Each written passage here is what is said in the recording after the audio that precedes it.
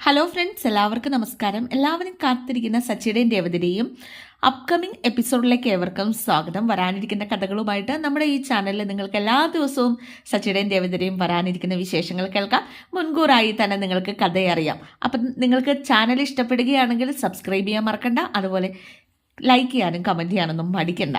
അപ്പം നമുക്ക് നേരെ കഥയിലേക്ക് പോയാലോ. അങ്ങനെ ശ്രീകാന്തിൻ്റെയും വർഷയുടെയും ജീവിതം തകർക്കാൻ വന്ന ഒരു പെണ്ണ്, ഒരു വലിയ പണക്കാരി പെണ്ണ്. ചന്ദ്രമതിക്കും ആ പെണ്ണിൻ്റെ യഥാർത്ഥ ആ ഒരു ആഗ്രഹം മനസ്സിലാവുകയാണെങ്കിൽ, അല്ലെങ്കിൽ അവളുടെ യഥാർത്ഥ മുഖം ചന്ദ്രമതിയും മനസ്സിലാക്കുകയാണ്. കാരണം തൻ്റെ മകൻ ശ്രീകാന്തിനെയാണ് അവൾ നോട്ടമിട്ടിരിക്കുന്നത്. അത് ശ്രീകാന്തിൻ്റെ ജീവിതം തകർക്കുമെന്ന് മനസ്സിലാക്കിയ ചന്ദ്രമതി വർഷയെ കാര്യങ്ങളൊക്കെ അറിയിക്കുകയാണ്. ശ്രീകാന്തിനോട് ഈ കാര്യമൊക്കെ പറഞ്ഞു കഴിഞ്ഞപ്പോഴേക്കും ശ്രീകാന്താണ് ഇത് വിശ്വസിക്കാൻ തയ്യാറാകുന്നുമില്ല. ശ്രീകാന്ത് പറയുന്നത് ഇതൊക്കെ വർഷയുടെ വെറും തോന്നലാണ്. തന്നെ ആ റെസ്റ്റോറൻറ്റിൽ നിന്നും മാറ്റി പുതിയൊരു റെസ്റ്റോറൻറ്റ് തുടങ്ങാനായിട്ട് താനത് സമ്മതിക്കാത്തത് കൊണ്ട് മാത്രം വർഷം ഉണ്ടാക്കി പറയുന്ന കുറേയധികം കാര്യങ്ങളാണ്. ഇങ്ങനെയൊക്കെയാണ് നമ്മുടെ ശ്രീകാന്ത് വിചാരിച്ച് വെച്ചിരിക്കുന്നത്. ഒരിക്കലും അതല്ല എന്ന് വർഷയ്ക്ക് നന്നായിട്ട് അറിയാം. അവസാനം വർഷ സച്ചിയുടെ സഹായം തേടുകയാണ്. വർഷ ഈ കാര്യങ്ങളൊക്കെ സച്ചിയോട് തുറന്നു പറയുകയാണ്.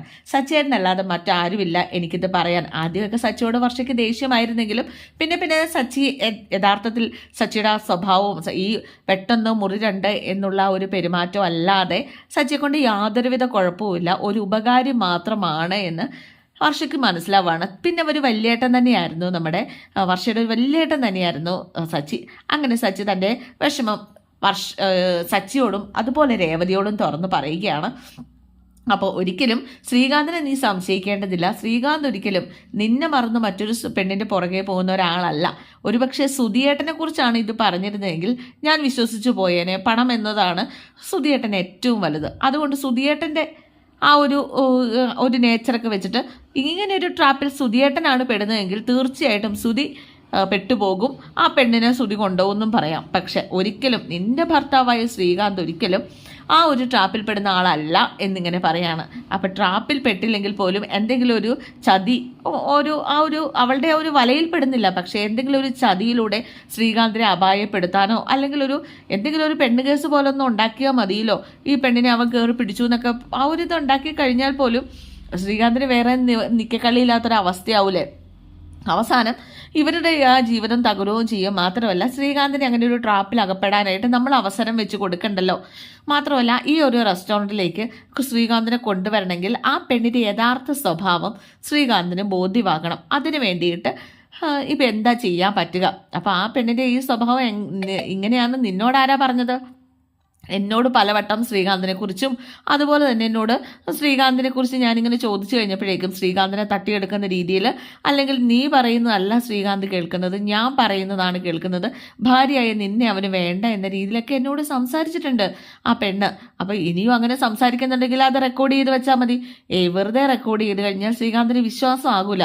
എന്നാൽ ഒരു കാര്യം ചെയ്യാം, അങ്ങനെ ഒരു സിറ്റുവേഷൻ നീ വർഷ, അങ്ങനെ ഒരു സിറ്റുവേഷൻ ഉണ്ടാക്കുകയാണെങ്കിൽ രേവതിയോ അല്ലെങ്കിൽ ഞാനോ വീഡിയോ ഷൂട്ട് ചെയ്യാം. അങ്ങനെ ഒരു ഷൂട്ട് ചെയ്ത് കഴിയുമ്പോഴേക്കും എന്തായാലും അവനത് വിശ്വസിക്കാതിരിക്കാൻ പറ്റില്ലല്ലോ. അങ്ങനെ നമുക്ക് ശ്രീകാന്തിനെ കാണിച്ചു കൊടുക്കാം എന്നിങ്ങനെ പറയുകയാണ് സച്ചി. അവസാനം ഇവർ തീരുമാനിച്ചു അങ്ങനെ തന്നെ ചെയ്യാം. അങ്ങനെ ഒരു സിറ്റുവേഷൻ ക്രിയേറ്റ് ചെയ്യുകയാണ്. ശ്രീകാന്ത് അവിടെ ഇല്ല. ഈ വർഷയും ഈ പെണ്ണും തമ്മിലൊരു സിറ്റുവേഷൻ ക്രിയേറ്റ് ചെയ്ത് എനിക്ക് കുറച്ച് സംസാരിക്കാനുണ്ട് എന്നൊക്കെ പറഞ്ഞ് നമ്മുടെ വർഷ ഇവളെ വിളിച്ചു വരുത്തുകയാണ്. ദയവ് ചെയ്ത് തൻ്റെ ഭർത്താവിനെ ആ കമ്പനിയിൽ നിന്നും ഒന്ന് മോചിപ്പിച്ച് തരണമെന്നാണ് വർഷ ആവശ്യപ്പെട്ടത്. നിനക്ക് നാണമില്ലായിട്ട് നിൻ്റെ ഭർത്താവിനെ മോചിപ്പിച്ച് തരാനായിട്ട് എന്നോട് വന്ന് കെഞ്ചാനായിട്ട്. അപ്പം നിനക്ക് കാര്യങ്ങളൊക്കെ മനസ്സിലായല്ലേ? നിൻ്റെ ഭർത്താവിന് നിന്നെ ആവശ്യമില്ല, അതുകൊണ്ടാണ് നീ പറയുന്ന ഒന്നും കേൾക്കാത്തത്. അതുകൊണ്ടാണ് നിൻ്റെ കമ്പനി, അല്ലെങ്കിൽ നീ ഒരു കട തുടങ്ങുവാണെന്ന്, അല്ലെങ്കിൽ നീ ഒരു റെസ്റ്റോറൻറ്റ് തുടങ്ങുവാണെന്ന് പറഞ്ഞപ്പോൾ അവിടെ വന്ന് ജോലി ചെയ്യാൻ താല്പര്യമില്ലാത്തത് നിൻ്റെ കഴിവുകേട് കൊണ്ടാണ്. അവൻ എന്നെയാണ് താല്പര്യം. നിന്നേക്കാൾ ഒരുപാട് പണവും ഒരുപാട് റെസ്റ്റോറൻറ്റുകളും ഒക്കെയുള്ള എന്നോടാണ് അവന് താല്പര്യം കൂടുതൽ. മാത്രമല്ല നിന്നെ ഇഷ്ടമല്ലാന്ന് അവൻ എന്നോട് തുറന്ന് പറഞ്ഞിട്ടുമുണ്ട്. ശ്രീകാന്തും ഞാനും തമ്മിലുള്ള വിവാഹം ഉടൻ നടക്കുകയും ചെയ്യും. അന്നേരം വെറും ഒരു കറിവേപ്പിനെ പോലെ അവൻ നിന്നെ അവൻ്റെ ജീവിതത്തിൽ നിന്നും എടുത്തു കളയുന്നത് നീ കാണും വർഷ, നീ കാണും. അല്ലാതെ നീ എന്നോട് വന്ന് കെഞ്ചിട്ടോ ഒന്നും ഒരു കാര്യമില്ല. സ്വന്തം ഭർത്താവിനെ വിട്ടു തരണമെന്ന് ഒരു പെണ്ണിനോട് വന്ന് കെഞ്ചാന്ന് പറഞ്ഞാൽ അവളുടെ ഏറ്റവും വലിയ ഗതികേടല്ലേ അത് എന്നൊക്കെ ഇങ്ങനെ ചോദിക്കുകയാണ് നമ്മുടെ ഈ പെണ്ണ്, കീർത്തന എന്ന് പറയുന്ന പെണ്ണ്, ബിസിനസ്സുകാരി. അപ്പോഴേക്കും വർഷ പറഞ്ഞു, അതെ ഒരു വലിയ ഗതികേട് തന്നെയാണ്, പക്ഷേ ആ ഗതികേട് ഇല്ലാണ്ടാക്കാനാണ് ഞാൻ ശ്രമിച്ചുകൊണ്ടിരിക്കുന്നത്. അങ്ങനെ ഒരു ഗതികേടിലേക്ക് എത്താതിരിക്കാനാണ് ഞാൻ ശ്രമിച്ചുകൊണ്ടിരിക്കുന്നത്. എൻ്റെ ശ്രീകാന്തിനെ ഒരിക്കലും നിനക്ക് വലയിൽപ്പെടുത്താനായിട്ട് പറ്റില്ല. ഒരിക്കലും എൻ്റെ ശ്രീകാന്ത് എന്നെ മറന്ന് നിൻ്റെ അരികിലേക്ക് വരികയുമില്ല എന്ന് എനിക്ക് 100% ഉറപ്പാണ്. പക്ഷേ നിനക്ക് അവനെ ഒരു ട്രാപ്പിൽ പെടുത്താം. അങ്ങനെ ഒരു ട്രാപ്പിൽ അവൻ പെട്ടുപോയിട്ടുണ്ടെങ്കിൽ അവൻ്റെ ഭാവി പോകും. അത് മാത്രമേ എൻ്റെ സങ്കടമുള്ളൂ. അവൻ കുറേ സങ്കടപ്പെടും. അതുകൊണ്ടാണ് അവൻ്റെ നേരിൽ നിന്ന് മോചിപ്പിക്കാൻ ഞാൻ ശ്രമിച്ചുകൊണ്ടിരിക്കുന്നത്. അപ്പോഴേക്കും ഇവള് പറഞ്ഞു, അതെ അവൻ എൻ്റെ വഴിക്ക് വഴങ്ങി വന്നില്ല എങ്കിൽ ഞാൻ ട്രാപ്പിൽ പെടുത്തണമെന്ന് തന്നെ വിചാരിച്ചുകൊണ്ടിരുന്നത്. പക്ഷെ ഇപ്പം അവൻ എൻ്റെ വഴിക്ക് വഴങ്ങി വന്നു. അവൻ എൻ്റെ കൂടെയാണ് പല ദിവസങ്ങളിലും. നിൻ്റെ കൂടെ വന്നിട്ടും അവൻ പലപ്പോഴും കളിക്കുകയോ ചിരിക്കുകയോ അല്ലെങ്കിൽ നിൻ്റെ കൂടെ വന്നപ്പോൾ സ്നേഹത്തോട് പോലും പെരുമാറുന്നില്ലല്ലോ. അതൊക്കെ എന്നോടുള്ള സ്നേഹം കൊണ്ടാണ് കേട്ടോ. അപ്പോഴേക്കും വർഷയ്ക്കാകെ സങ്കടമായിട്ടോ. കാരണം ശ്രീകാന്ത് ഒന്നെങ്കിൽ ആ പെണ്ണിനോട് പോയി പറഞ്ഞിട്ടുണ്ടാകും അവർ തമ്മിലുള്ള ഇഷ്യൂ അല്ലെങ്കിൽ ഇങ്ങനെ ഒരു അകൽച്ചയുണ്ട് എന്ന്. അതെന്താ വർഷയ്ക്ക് ആകെ സങ്കടപ്പെട്ട് വർഷം കരയാണ്. അപ്പോഴേക്കും നീ ഒന്ന് പോടി, നീ കള്ളക്കണ്ണിരുന്ന് എൻ്റെ അടുത്ത് വേണ്ട എന്നൊക്കെ പറഞ്ഞിട്ട് ഈ പെണ്ണങ്ങ് പോവാണ്. ഇതൊക്കെ വീഡിയോയിൽ ഷൂട്ട് ചെയ്യുകയാണ് രേവതിയും സച്ചിയും കൂടെ മാറി നിന്നിട്ട്. കരഞ്ഞുകൊണ്ടിരിക്കുന്ന വർഷയ്ക്കരികിലേക്ക് രേവതി പെട്ടെന്ന് വന്ന് ഈ പെണ്ണങ്ങ് കയറി പോയി കഴിഞ്ഞപ്പോഴേക്കും വർഷ സാരമില്ല, ഒരിക്കലും ശ്രീകാന്ത് ആ ഒരു രീതിയിൽ പോവില്ല, നീ പേടിക്കൊന്നും വേണ്ട എന്ന് പറഞ്ഞുകൊണ്ട് വിളിച്ചുകൊണ്ട് പോവാണ്. അതിനുശേഷം സച്ചി ശ്രീകാന്തിനെ കാണണമെന്ന് പറഞ്ഞ് വിളിക്കുക കേട്ടോ. പുറത്ത് വെച്ച് തന്നെ സച്ചി ശ്രീകാന്തിനെ കാണണമെന്ന് പറഞ്ഞ് വിളിക്കുന്നു. എന്തായിട്ടാ കാണണമെന്ന് പറഞ്ഞത് എന്ന് ചോദിച്ചു കഴിഞ്ഞപ്പോഴേക്കും സച്ചി പറഞ്ഞു, അതെ എനിക്ക് നിന്നോട് പറയാനുള്ളത് നീയും വർഷയും തമ്മിലുള്ള പ്രശ്നത്തെക്കുറിച്ചാണ്. എത്ര ദിവസമായി ഈ പ്രശ്നം തുടങ്ങിയിട്ട്? ഒരു റെസ്റ്റോറൻറ്റിൻ്റെ പേരിലാണെങ്കിൽ പോലും എന്താണെങ്കിലും അവൾ പറയുന്നതിലും കാര്യമില്ലേ? അപ്പോഴേക്കും ശ്രീകാന്ത് ചോദിച്ചോ, അവൾ പറയുന്നതിൽ എന്ത് കാര്യമുണ്ടെന്നാണ് സച്ചേട്ടൻ ഈ പറയുന്നത്?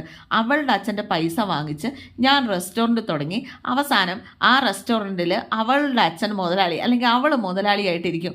നമുക്ക് പിന്നെ എന്താണ് ഒരു വിലയുള്ളത്? അപ്പം നീ എന്തിനാണ് ശ്രീകാന്ത് ഇങ്ങനെ ഈഗോ വെച്ചുകൊണ്ട് നടക്കുന്നത്? അവളുടെ അച്ഛൻ്റെ കാശ് കൊണ്ട് തുടങ്ങണമെന്ന് ഞാൻ പറയുന്നില്ല. അവൾ തുടങ്ങുന്ന റെസ്റ്റോറൻറ്റ് അവരൊരു ലോൺ എടുത്തിട്ട് തുടങ്ങാമെന്നല്ലേ അത് പറഞ്ഞത്. അവൾ തുടങ്ങുന്ന ആ റെസ്റ്റോറൻറ്റിൽ ഒരു മുതലാളിയായിട്ടല്ലേ നിന്നെ അവൾ ക്ഷണിച്ചത്. എന്നിട്ട് നീ അത് വേണ്ട എന്ന് വെച്ചിട്ട് ഏതെങ്കിലും ആ ഒരു കടയിൽ നിൽക്കേണ്ട കാര്യമില്ലല്ലോ എന്നിങ്ങനെ പറഞ്ഞു കഴിഞ്ഞപ്പോഴേക്കും അവൻ പറഞ്ഞു, ഞാനിപ്പോൾ ആ കടയിൽ വെറും ഒരു ജോലിക്കാരൻ മാത്രമല്ല, എന്നെ പാർട്ട്ണർ ആക്കിയായിരുന്നല്ലോ. അങ്ങനെ ഒരു എഗ്രിമെൻറ്റിൽ സൈൻ ചെയ്തായിരുന്നല്ലോ. കീർത്തന എന്നെ കൊണ്ട് സൈൻ ചെയ്യിച്ചായിരുന്നല്ലോ. അപ്പോൾ നിനക്ക് കീർത്തനയാണോ വലുത് അതോ നിൻ്റെ ഭാര്യയോ? അതെന്തേട്ടാ അങ്ങനെ ചോദിക്കുന്നത്? വർഷയല്ലേ എൻ്റെ ജീവിതത്തിൽ എനിക്ക് വലുത്. അതിപ്പോൾ ചോദിക്കേണ്ട കാര്യമുണ്ടോ? പിന്നെ വർഷയുടെ റെസ്റ്റോറൻറ്റിൽ നിൽക്കുന്നു, കീർത്തനയുടെ റെസ്റ്റോറൻറ്റിൽ നിൽക്കുന്നു. വർഷയുടെ റെസ്റ്റോറൻറ്റിൽ നിൽക്കാൻ നിനക്കെന്താ ഇത്ര ഈഗോ എന്നൊക്കെ ചോദിച്ചു കഴിഞ്ഞപ്പോഴേക്കും, അതല്ല ഏട്ടാ, ഇതിപ്പോൾ ഒരു എഗ്രിമെൻ്റൊക്കെ സൈൻ ചെയ്ത സ്ഥിതിക്ക് അല്ല കീർത്തന നിന്നെ യൂസ് ചെയ്യുകയാണെന്ന് നിനക്ക് മനസ്സിലാവുന്നില്ലേ? അപ്പോഴേക്കും ഏട്ടൻ എന്താ വർഷ പറഞ്ഞത് കേട്ടിട്ടാണോ ഇങ്ങനെയൊക്കെ പറയുന്നത്? വർഷയും എന്നോട് ഇങ്ങനെ കുറേ കാര്യങ്ങളൊക്കെ പറഞ്ഞതാണ്. പക്ഷേ കീർത്തന അങ്ങനെ ഒരു പെൺകുട്ടിയല്ല. കീർത്തന ശരിക്കും എന്നെ ഒരു നല്ല ഫ്രണ്ടായിട്ട് കാണുകയും അവൾ ആ ഒരു ബിസിനസ്സിന് വേണ്ടിയിട്ടാണ് ജീവിതം ഒഴിഞ്ഞു വെച്ചിരിക്കുന്നത്, അല്ലാണ്ട് നിങ്ങൾ പറയുന്നത് പോലെയല്ല എന്ന് ആവർത്തിച്ച് പറയുകയാണോ? സച്ചിക്ക് ദേഷ്യം വന്ന് നിർത്തടാ എന്ന് പറഞ്ഞുകൊണ്ട് സച്ചി ദേഷ്യപ്പെട്ടുകൊണ്ട് ഇവൻ്റെ നേർക്ക് കൈ ചൂണ്ടിക്കൊണ്ട്, ദേ വർഷ എൻ്റെ അനിയത്തിയാണ്, അങ്ങനെ ഞാൻ കണ്ടിരിക്കുന്നത്. അവൾ എന്നോടൊരു സഹായം ചോദിച്ച് വന്നിട്ടുണ്ടെങ്കിൽ അത് ഞാൻ ചെയ്തു കൊടുക്കും. അവളെൻ്റെ എനിക്ക് ഒരു പെങ്ങളില്ല, എൻ്റെ പെങ്ങളായിട്ടാണ് ഞാൻ അവളെ കണ്ടിട്ടുള്ളത്, എൻ്റെ അനിയത്തിയായിട്ട് തന്നെ ഞാൻ അവളെ കണ്ടിട്ടുള്ളത് എന്നൊക്കെ സച്ചി ഇങ്ങനെ പറയാം. അപ്പോഴേക്കും വർഷ അപ്പോൾ ശ്രീകാന്ത് ചോദിച്ചു, വർഷ വെറുതെ മൂപ്പിച്ച് തന്നിട്ടാണോ ഏട്ടനെ വന്ന് പറയുന്നത്? വർഷ മൂപ്പിച്ച് തന്നിട്ടൊന്നും അല്ല, തെളിവുകൾ സഹിതമാണ് ഞാൻ ഈ വന്ന് സംസാരിക്കുന്നത്. കീർത്തന നിന്നെ ട്രാപ്പിലാക്കാൻ ശ്രമിക്കുകയാണ്, നിന്നെയും വർഷയും തെറ്റിക്കാൻ ശ്രമിക്കുകയാണ്. എല്ലാ ഏട്ടാ കീർത്തന പാവമാണെങ്കിൽ കാണടാ ആ പാവം പെണ്ണിൻ്റെ പരിതാപകഥ നീ അങ്ങോട്ട് കാണുക എന്നും പറഞ്ഞുകൊണ്ട് ഈ ഫോണിലേക്ക് ഇതങ്ങോട്ട് കാണിച്ചു കൊടുക്കുകയാണ് കേട്ടോ. ഞെട്ടിപ്പോയി ശ്രീകാന്ത്. കാരണം വർഷ ഓരോ തവണ പറയുമ്പോഴും അത് വർഷയുടെ തോന്നൽ മാത്രമാണ്, ഇവൾ അങ്ങനെയല്ല ഇവൾ ഇങ്ങനെയാണ് എന്ന് ശ്രീകാന്ത് പലവട്ടം പറഞ്ഞിട്ടുണ്ട്. പക്ഷേ ഈ ഒരു രീതിയിൽ കീർത്തന ചിന്തിക്കുമെന്ന് ശ്രീകാന്ത് സ്വപ്നത്തിൽ പോലും വിചാരിച്ചില്ല. ശ്രീകാന്ത് സോറി ഏട്ടാ. അപ്പോൾ സോറി പറയേണ്ടത് എന്നോടല്ലടാ, നിൻ്റെ ഭാര്യയോടാണ്. അവൾ നിന്നെ രക്ഷിക്കാൻ വേണ്ടിയിട്ടല്ല ശ്രമിച്ചുകൊണ്ടിരുന്നത്. അവളുടെ ഒരു വാക്ക് പോലും കേൾക്കാതെ അവളെ ഒരു എടുത്തു ചാടി ഓരോ കാര്യങ്ങളൊക്കെ ചെയ്യുന്ന പെൺകുട്ടി തന്നെയാണ്, അല്ലെങ്കിൽ തോന്നുന്ന പോലെ പറയുന്ന പെൺകുട്ടിയും. പക്ഷേ അവൾക്കൊരു സത്യമുണ്ട്. ആ ഒരു രീതിയിൽ എനിക്ക് അവളോടൊരു ബഹുമാനമുണ്ട്. ആദ്യമൊക്കെ എനിക്ക് അവളെ ഇഷ്ടമായിരുന്നില്ല, പക്ഷേ അവളുടെ ആ നിഷ്കളങ്കത എനിക്ക് മനസ്സിലായി. അവൾ ആ എടുത്തടിച്ച് ഓരോന്ന് പറയും. അതിപ്പോൾ അച്ഛനോടാണെങ്കിലും അമ്മയോടാണെങ്കിലും ആരോടാണെങ്കിലും, അവളുടെ അച്ഛനോടും അമ്മയോടാണെങ്കിൽ പോലും പറയാനുള്ളത് അവൾ തുറന്നു പറയും. ആ ഒരു സ്വഭാവം അതെനിക്ക് ഒത്തിരി ഇഷ്ടമാണ് എന്ന് സച്ചി ഇങ്ങനെ പറയാണ്. നീ അവളെ ചെന്ന് സമാധാനിപ്പിക്കുക, അതാണ് ആദ്യം വേണ്ടത്. അപ്പോഴേക്കും ശ്രീകാന്ത് പറഞ്ഞു, ഇല്ല ഏട്ടാ, ഇനി ഒരിക്കലും ഞാൻ കീർത്തനയുടെ കൂടെ ജോലിക്ക് പോവില്ല. എനിക്ക് വർഷ ആഗ്രഹിക്കുന്നത് പോലെ വർഷയുടെ കൂടെ, കാരണം എനിക്ക് വേണ്ടിയിട്ടാണ് അവൾ അവളുടെ പല സൗഭാഗ്യങ്ങളും വേണ്ട എന്ന് വെച്ചത്. എനിക്കറിയാം, പക്ഷെ ഞാൻ അവളെ മനസ്സിലാക്കേണ്ടതായിരുന്നു ഏട്ടാ എന്ന് പറഞ്ഞുകൊണ്ട് വർഷയ്ക്ക് അരികിലേക്ക് പോവാം. അപ്പം നമ്മുടെ ശ്രീകാന്തിൻ്റെയും വർഷയുടെയും ജീവിതത്തിൽ വലിയൊരു ടേണിംഗ് പോയിന്റാണ് ഇനി ആ റെസ്റ്റോറൻറ്റ് എന്ന് പറയുന്നത്. ആ റെസ്റ്റോറൻറ്റിലൂടെയാണ് ഇനി അവർക്ക് ആ വലിയൊരു നേട്ടം കൈവരിക്കാനായിട്ട് പോകുന്നത്. അതുപോലെ തന്നെ നമ്മുടെ സച്ചിക്കും ദേവതിക്കും അതിലും വലിയൊരു സൗഭാഗ്യം വരാൻ പോവുകയാണ് ഇനി അങ്ങോട്ടേക്ക് വരാനിരിക്കുന്ന എപ്പിസോഡിലൂടെ. അത് നിങ്ങൾക്കറിയാം. എല്ലാവർക്കും ഇഷ്ടമായി എന്ന് വിചാരിക്കുന്നു. ഇഷ്ടപ്പെട്ടിട്ടുണ്ടെങ്കിൽ ലൈക്ക് ചെയ്യാനും കമൻറ്റ് ചെയ്യാനും ഒന്നും മറക്കണ്ട കേട്ടോ. അതുപോലെ സബ്സ്ക്രൈബ് ചെയ്യാനാണോ ഒരിക്കലും മറക്കരുത്. സബ്സ്ക്രൈബ് ചെയ്ത് വെച്ചിട്ട് പോട്ടോ. അപ്പോൾ അടുത്ത കഥയിലൂടെ കാണാം. താങ്ക്